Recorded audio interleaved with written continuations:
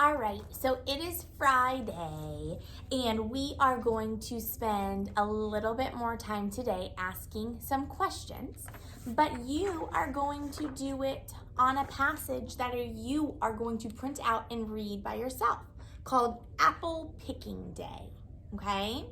But what we're going to do first is I am going to model what I expect after you read Apple Picking Day.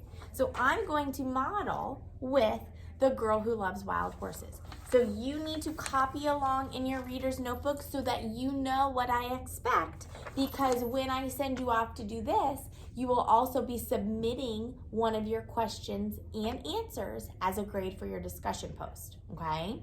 So really pay attention, really take notes on what I want and what I expect. So on your paper that you'll print out, there are 4 question words: who, where, why, and how, okay? So like we said, good readers ask questions before. So you might, when you read this, come up with a question that you're curious about. Apple Picking Day. A question might pop into your head, and that is, ooh, fabulous, okay? As you're reading it, you might be coming up with some questions. And if you want to write them down in your journal and your reader's notebooks, that is what STAR students do, okay?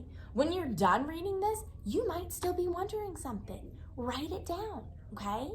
But good readers are also able to really understand the story and come up with some questions that happened in the story that maybe other friends could answer, and that definitely you could. So this is kind of like your chance to be a teacher. You're able to come up with some questions, some kind of like comprehension or understanding questions after you've read the story. So let's think about The Girl Who Loved Wild Horses, and let's think of some questions. So who? What could we ask about The Girl Who Loves Wild Horses? Things we've learned about the story, an event, maybe with a who question. So my question is, do you remember how she went and lived with the horses? And every year, trying to find the page, every year she would go back and visit somebody. Who